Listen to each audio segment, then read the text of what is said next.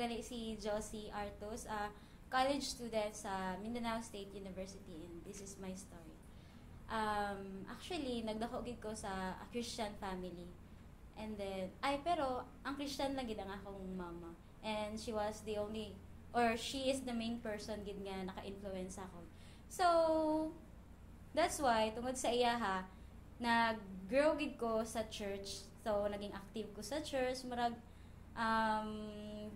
grabe gid ang participation ako sa every church activities namon. So tungod ato, nag-expect gid siya dako sa akon regarding sa church, but time comes nga na-feel na ko nga murag napulan ko sa iya ba nga mga ginapahimo niya sa akon, hindi ko na gusto, good kana. May times gid nga hindi ko gusto mag-adto sa simbahan kay boring lagi. Mga ingana nga mga dilemma sa mga kadalamuan sa mga kabataan sa church. So, amo to siya, nag-abot gid ang time nga gusto ko na gid magrebelde sa iya. Pag-abot ko sa high school, dito na nga medyo nag-start ang conflict namon nga dalawa kay hindi ko na lagi gusto ang ginapahimo niya, pero minya ko ginakigan, ang feeling ko, pero minya ko ginapahuyan sa damo tao. So, amo to, nagka-start nga, nangakig ko sa iya. And then, do gusto ko na maglayas, and do gusto ko na siya pahawaon sa balay ba, kay may kabaluman ko sa iyang plano nga, na siya plano nga mag-abroad. So, nagadali gid ko sa to, excited gid sa to nga mag-abroad siya. And time comes nga nag-abroad gid siya. So, sa pag-abroad niya, nakahambali ko nga, wow, yes, freedom na gid ni siya. So, nakahambali ko freedom nung naging ako ni. It's my time to do whatever I wanted to do. So, amo to, gihimo na ako tanan ko nga gusto. Barkada dire, barkada tidto, skate dire, skate tidto. Kay katagali yung mga bagay, may mga hindi ko to mahimo kay tungod sa ginatawag nga magani na excellent student daw, pero deep inside gusto gali magrebelde. So tungod sa damo sa mga mata nga nagalantaw sa akon, hindi ko gid mahimo ang tanan ko nga gusto kay do ginaalagaan ko gid ang image ko kuno. So amo to, but then mga third year, fourth year ko, dito ko naging himo ang mga kabulastugan ko, naga-skate ko, naga-absent, tapos nagbarkada dire. Kamo to gipang try ko, halos tanan nga ginahimo sang barkada ko. And amo to ang pinaka regret ko sa life ko. Nga instead nga ako ang magdala sa mga barkada ko, ako pa ang nadala sa ilaha. Though nakilala ko na si Lord, pero wala ko gid naintindihan ang ginatawag nga salvation. Wala ko gid naintindihan ang life in Christ. So, amo to siya, siguro, amo to ang bikil sa akon bag. Di ba simba ka man? Pero nga ara, kadra sa mga video kayan, kadra sa mga dulom-dulom. So, amo to, murag, tungod ato na, naigo ang akong ego nga Christian, kunuhay.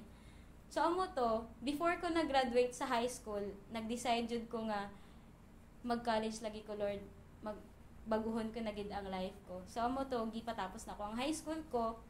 And then, nag-decide ko nga, i-renew ko akong life ba. Pero hindi ko balaan paano.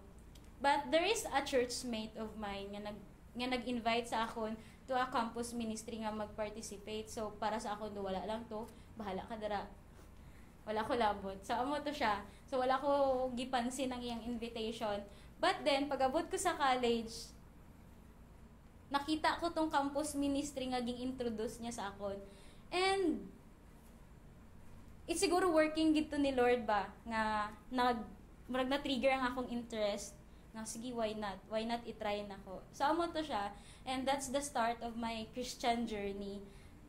Though from the very beginning nga bata pa ko nga nailhanan ako si Lord, nag-grow ko sa church. Pag intern ako campus ministry, dito pagid nako naintindihan gid ang ginatawag nga salvation. And dito ko gid na appreciate kung unsa ang gihimo ni Lord sa akon ba. Tapos dito ko gid nakit-an kung unsa ko kahugaw.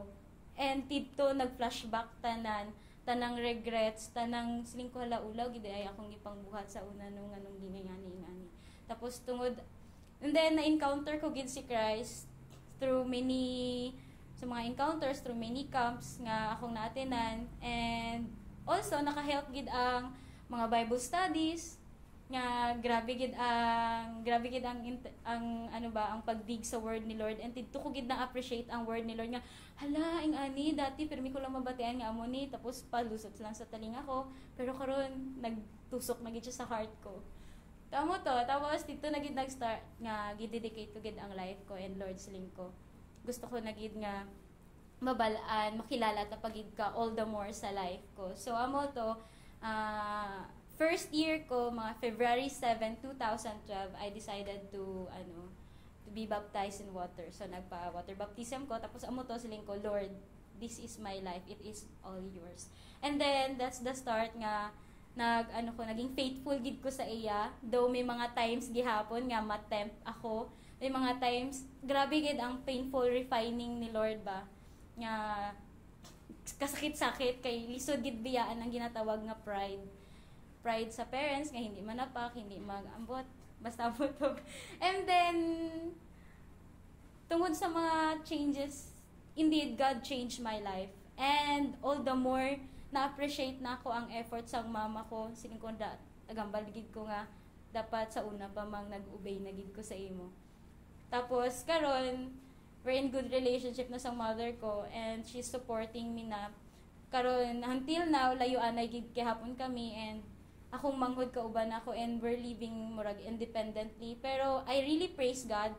Every day is a miracle for me, kay for my whole life lagi ko ka-experience nga na-hospitalize ko or unsa nga sakit nga grabe gid ang pag-protect sa ako ni Lord, and He's been using me for many ways.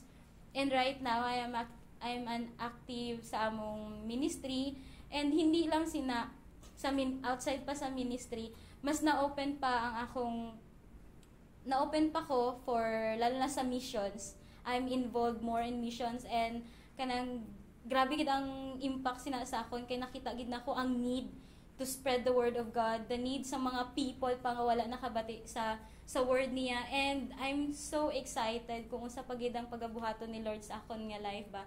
Grabe gid ang siling ko gid dati, bisan ano pa mga mali ang ginhimo ko, bisan ano pa ka himuon ko nga malayo sa iya, but mi ara gihapon sang string nga ginabutong si Lord para mabalik ko sa iya ba. Indeed, He is pulling me back to Him.